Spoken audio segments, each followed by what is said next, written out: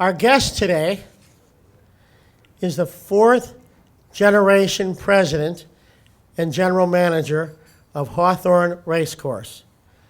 He oversees the business of the second oldest family-owned and operated racetrack in the nation.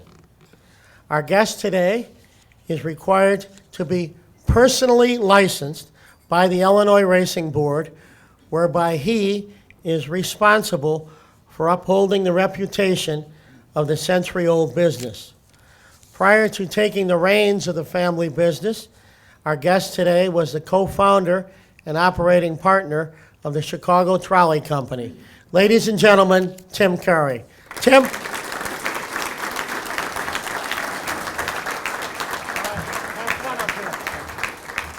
Thank you, everybody. Good morning. It's nice to see such close friends in the room. Thank you, Jay, as well. My family has been fortunate enough to own Hawthorne Racecourse for 103 years, which for me sometimes takes a while to sink in when you really stop and think about it. Think about this. Teddy Roosevelt was in the White House when my great-grandfather bought Hawthorne. What's even crazier is the Chicago Cubs, if you can believe it or not, won the World Series a couple years prior. We are the second oldest family-owned racetrack in the nation, and we are the oldest sporting venue in Illinois. I had a business meeting yesterday, and some clients flew in from out of town, and they were saying, they told the cab driver they were going to Hawthorne Racecourse, and the cab driver's response was, Chicago institution. In fact, it'd be quite shocked to see if many of the original founders of the 103-year-old Chicago Club were not patrons of the original Hawthorne Racecourse.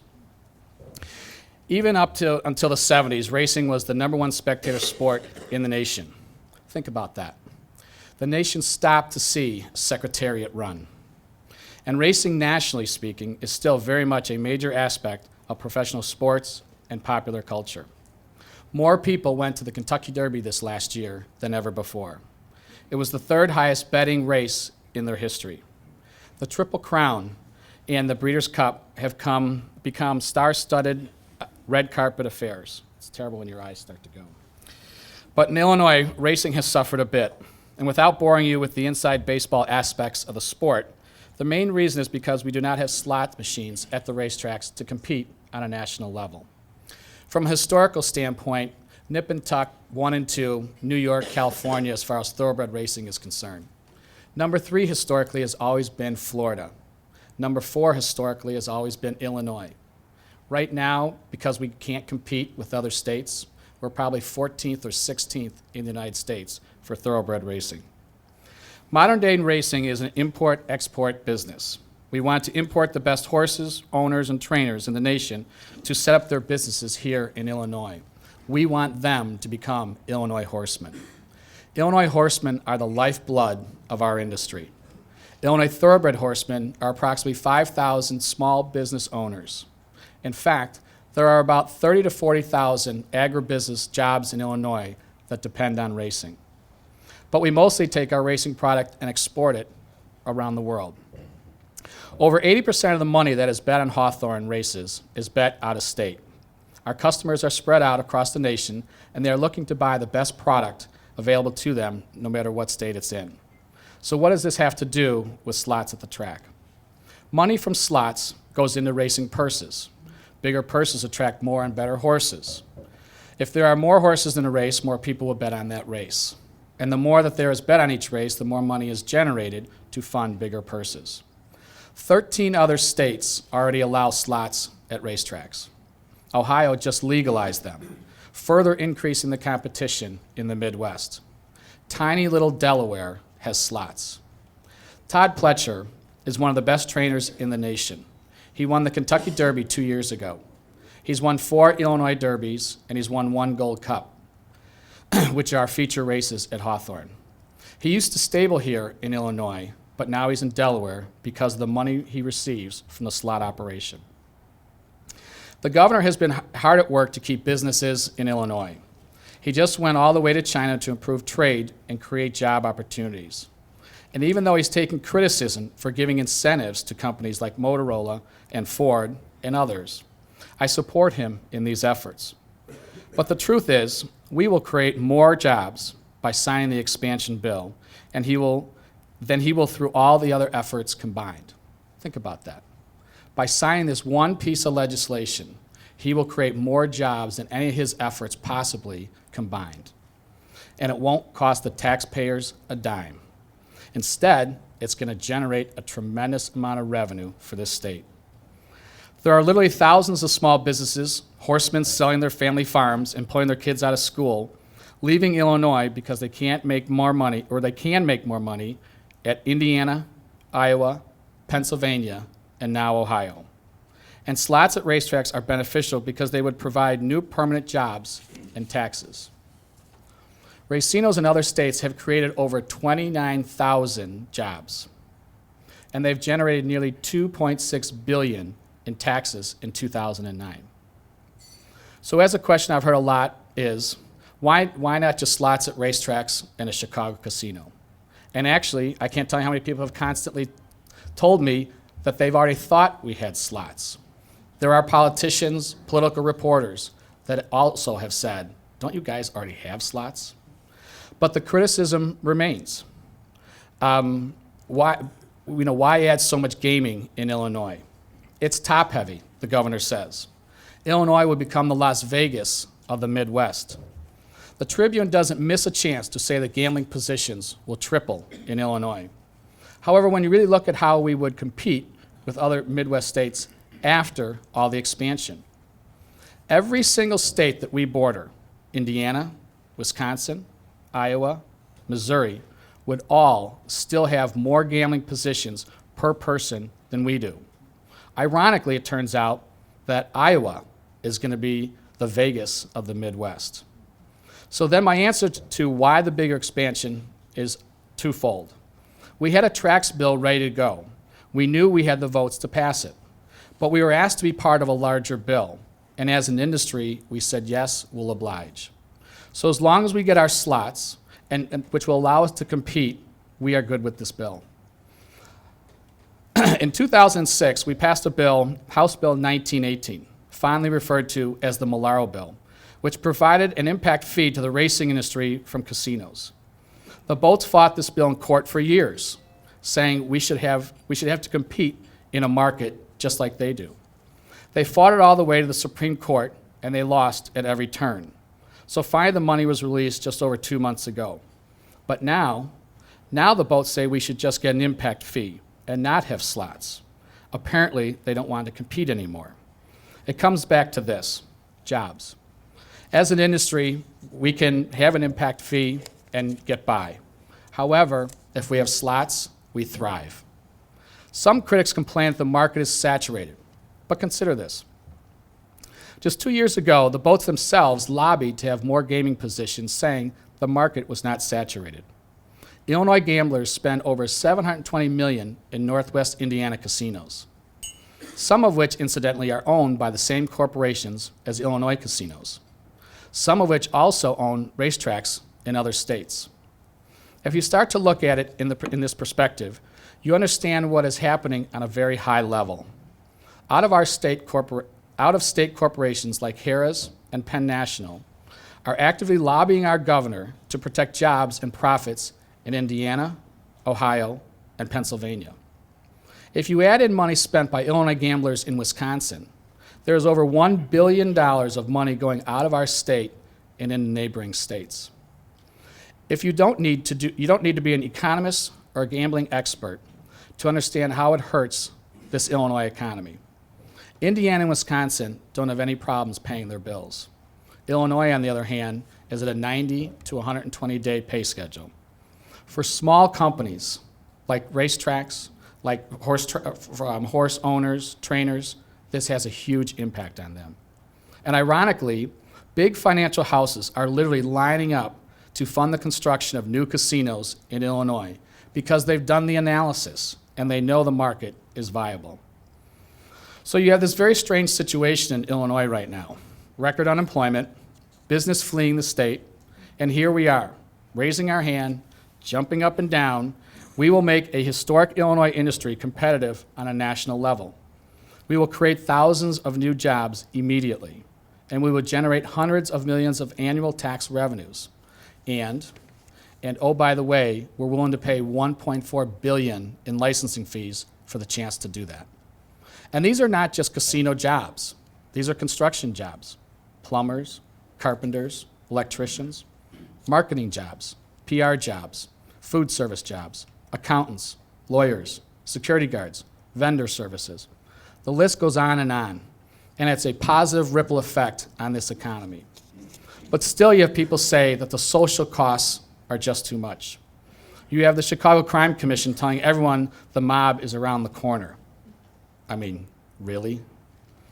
Now think about this. My family has owned the business for a century with never an impropriety. Why would I want the mob to be part of any of that? Why would I want the mob to be part of my competitors? More so, let me be real clear. We want the best and most thorough regulation possible. The racing industry wants the best and most thorough regulation possible. But racetracks are already licensed, and we've been vetted, and so additional review by the gaming board should not take long. Illinois needs jobs and revenue right away, and we can provide that. The Tribune did an interesting investigation about casino regulation and how it compares to other states. Currently, Illinois has one of the biggest budgets for casino regulation in the nation, bigger than Nevada. We have the highest ratio of regulators per gaming position. Now the Gaming Board has said the expansion bill doesn't provide any new funding for them, which is true, because funding needs to be done through an appropriations bill. And I strongly believe that when they ask for that money, they will receive it, and we'll be glad to support them in that. And I don't think anyone will take issue with this. But consider this. When they do get the money they are asking for, they will have $43 million more than the next most funded state and have the best regulator-to-position ratio by far. Now, as I said, I'm not into the mob, don't know anyone in the mob, but if you are in the mob, Illinois is not going to be the state for you. And what about the social costs? Critics say that with more casinos, you have more gambling addiction. It seems like a very logical argument, but it actually doesn't bear itself out. The National Council on Problem Gambling says addictive and problem gambling affects about 3% of the nation. And that rate has held steady for about 40 years. So in spite of the proliferation of casinos across the country, more people are not losing their homes, more are not getting divorced, or they're not robbing banks. In fact, crime tends to go down in many casino jurisdictions. Joliet, Aurora, and Elgin had the 4 largest grossing casinos for the last 20 years. They are also among the fastest growing towns in the state. And crime has gone down in those towns in every year. Even in Joliet, which has 2 casinos, crime has gone down. But it makes sense when you think about it. Tax revenue from casinos is often used to hire additional police officers, because it turns out that casino patrons are not inherently criminal. Those additional police can focus elsewhere on community crime, and crime goes down. Some people just don't like gambling. They don't understand the appeal. They would rather spend their money at a theater or sporting event. Ironically, it turns out that casino patrons are more likely than general public to go to movie, concerts, museums, sporting events, and even national parks. I have had players come up to me at the racetrack. If I go and play golf, a round of golf with my buddies, spend $400 and have dinner, I'm middle class and I'm looked great upon. But if I go to the racetrack and drop $400 or $600, I'm considered a degenerate. Critics say customers, quote unquote, lose their money at casinos and tracks as if there was no entertainment value. Now, I can say this because I'm a lifelong season ticket holder. But no one tells the Cubs they can't get to play the ball game because their customers have been throwing their money away for 100 years. So then what is the risk with allowing more casinos in the state? Is it a political risk? Over 80% of Americans will gamble at some point in time in their life. Over 80% say that casino gambling is acceptable for themselves or others.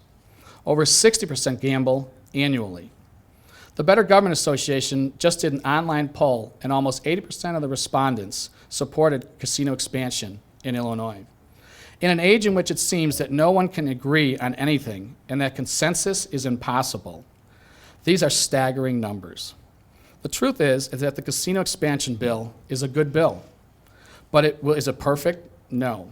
And no governor or legislator will tell you that a perfect bill is possible. Even the Tribune knows this. Let's be realistic, right? The governor has voiced some legislative concerns about the bill, most of which focus on clarifying language to make sure regulation remains strong.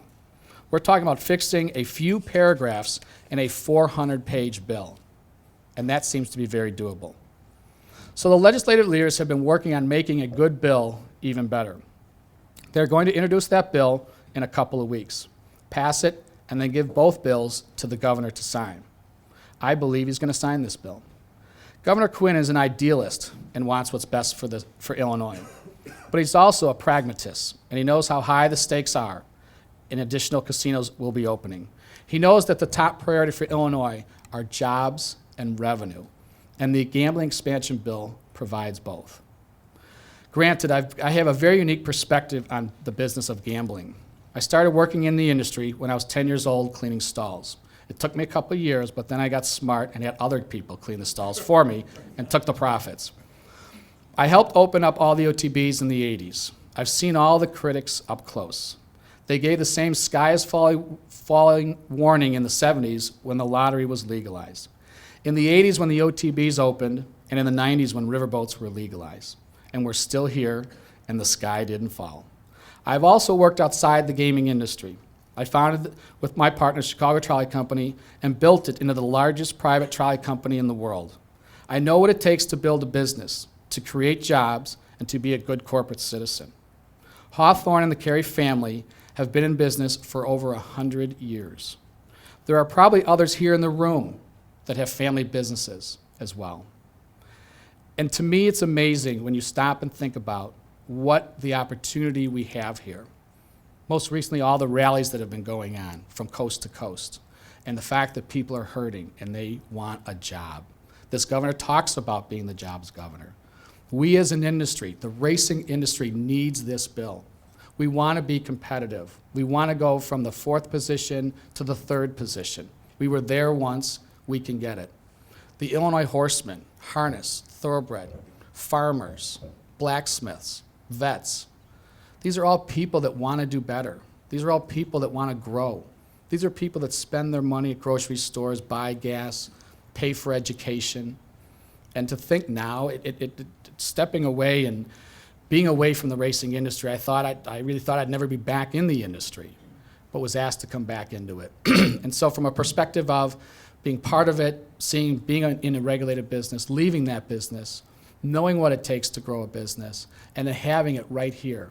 It took us so long. It took everyone's effort. We had an industry agreement that we came to so that we could be united in the racing industry to go down to Springfield and pass this bill.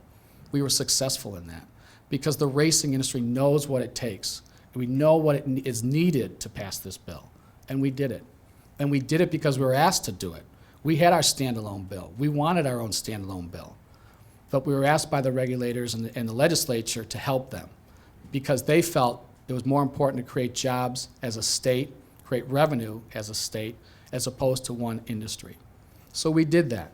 We waited a couple years, we worked it, we hired lobbyists, and we passed this bill.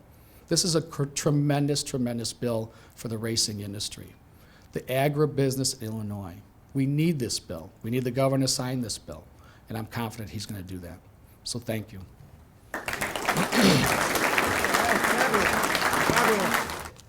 Thank you, Jay. Good morning, everybody.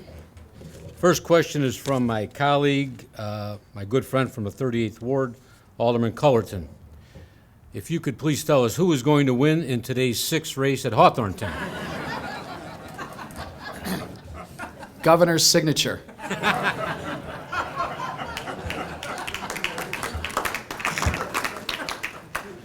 Next question. How far is Hawthorne from Midway Airport, and how would you market that to travelers?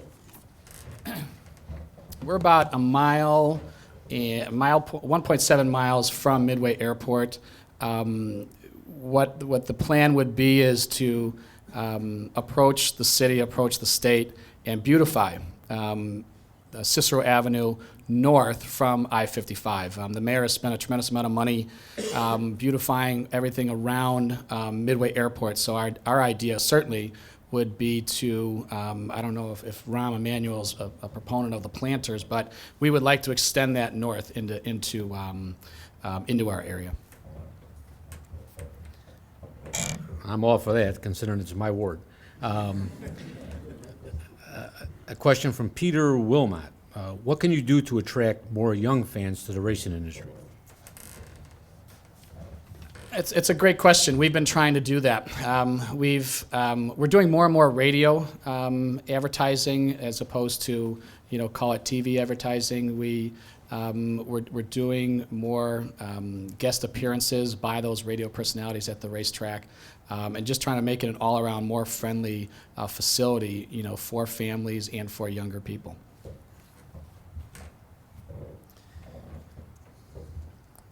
I think you may have answered part of this in your presentation. What do you say to critics who contend that casinos and racetracks prey on the poor, the people who can least afford it?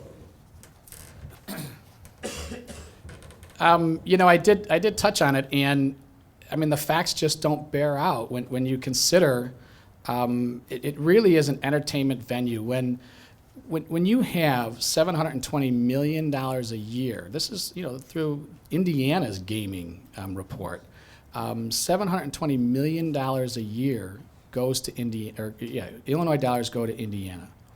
We just recently opened up a OTB in Yorkville, and I was having a discussion with the state representative about this very topic, and it really comes down to, it doesn't matter, in my opinion, if you like gambling or not.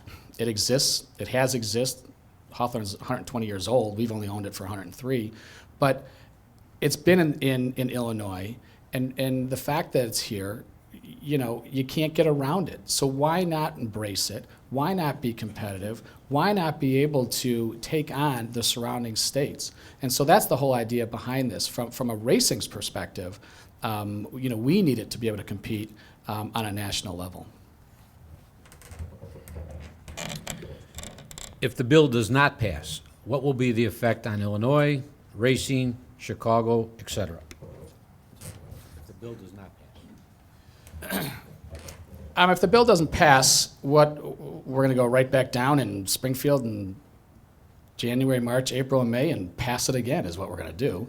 And we're going to get this thing right. So this is going to exist. It is going to be, in my opinion, a reality, certainly for horse racing. But if it doesn't pass, we've been waiting since 1999 for the 10th casino monies. And we just need to get those monies appropriated, and I believe that that's going to happen as well. As a family-owned business, do you think you have an advantage in developing and operating your casino?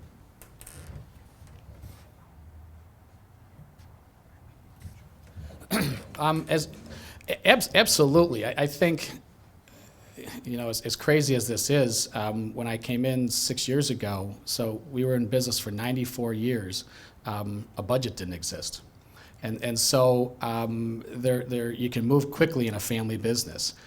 Different from a corporation, different from having to deal with corporate issues and approvals and whatnot. We at Hawthorne have a phenomenal setup. We have a board of directors that are family members. We're fortunate. We're a very close family. And it's still run very much like a family business. So I think we can move quickly on it, yeah. And Jay, I hope you don't mind, but Tim reminded me, and it'd be my pleasure to recognize the mayor of Stickney, Mayor O'Reilly from Stickney. Please, let's give him a round of applause.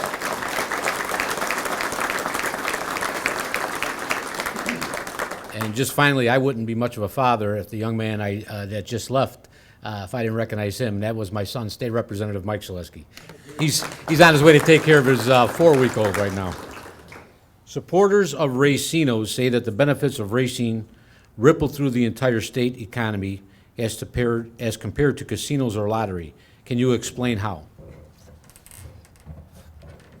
In racing, it's jobs. In racing, like I mentioned, it's vets, it's blacksmiths, it's grooms, trainers, owners, it's farmers. I mean, everyone involved in the agribusiness is associated with this. So as opposed to having a building that houses 45,000 square foot building, whatever the case may be, and housing those employees, ours, we have ancillary people that come in, and again, farmers and everybody in the agribusiness that it affects, different from just a gaming operation.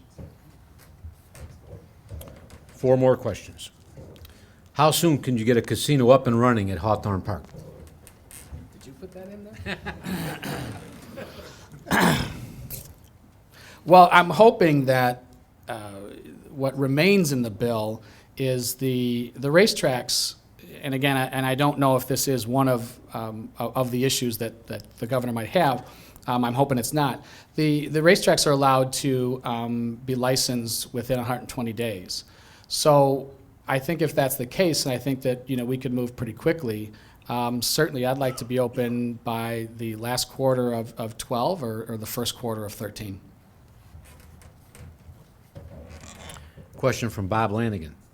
The governor has criticized the currently proposed gaming bill as too top-heavy, that there may be too many gaming positions for consumers. Do you think Do you think competitive existing casinos will execute their option to increase gaming positions, and how would that affect the casino at Hawthorne? I don't know if they will. I mean, like I said, 2 years ago, they did go down. They wanted to expand gaming in terms of number of positions. I quite frankly say open the market. There was discussion in this bill on the House floor specifically about why do we limit the number of positions in Illinois? You have a racetrack like Philadelphia Park who has unlimited positions, and they're doing phenomenal, and they've created all these jobs and tax revenue for the state. So I don't care if it's Danville, Rockford, Chicago, Hawthorne, Maywood, anyone, any of these locations. To me, open up the market, let the market bear in terms of what the market needs. So I'd be open to that. In that vein, you may have just answered part of this, but it seems like the older casino revenues in Illinois are losing a lot of revenue now that the Rivers has opened. Does that indicate that the market is not saturated? The studies the study we did, the actual, I think there's $1.8 billion that's gamed in Illinois right now.